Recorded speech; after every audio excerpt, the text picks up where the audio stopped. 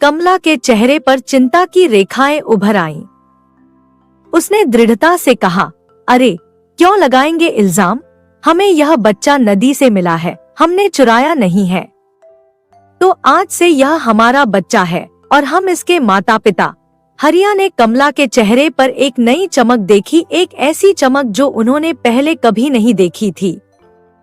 वह खुद भी बच्चे की मासूमियत से मोहित हो गए थे। हाँ, वे मुस्कुराए। वैसे सच कहूँ तो तुम्हें इस बच्चे के साथ खुश देखकर मैं भी बहुत खुश हूँ।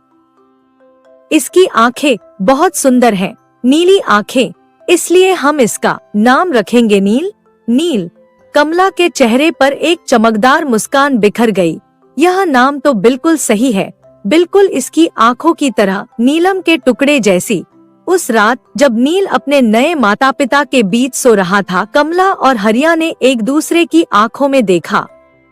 उनके चेहरों पर एक नई उम्मीद, एक नया उत्साह था। उनके जीवन में अचानक एक नया अध्याय शुरू हो गया था, जिसे भगवान ने उनके लिए लिखा था। लेकिन वे यह नहीं जानते थे कि उनकी कहानी का यह केवल आरंभ है और भाग्य उनके लिए अभी और भी चमत्कार लेकर आने वाला है। एक वर्ष बीत गया और नील ने कमला और हरिया के जीवन में खुशियों का समुद्र भर दिया था। वह अब थोड़ा थोड़ा चलने लगा था और उसकी पहली बोली माँ ने कमला के हृदय को गर्व से भर दिया था।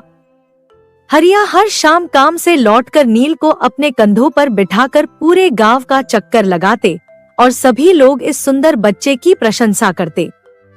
एक दिन, ठीक एक वर्ष बाद, वैसी ही सुबह थी।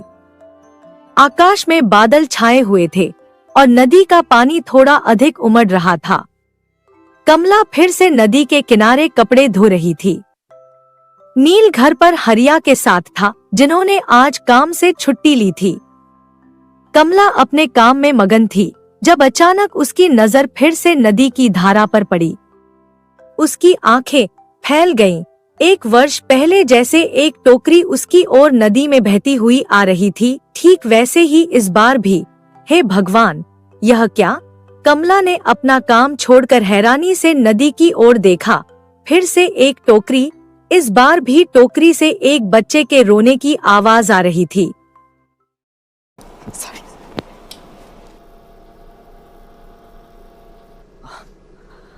On behalf of all brothers, we admit that every year we forget our Rakhi gift. Then panic and get our sisters. रोने की आवाज आ रही थी। कमला का हृदय जोर जोर से धड़कने लगा।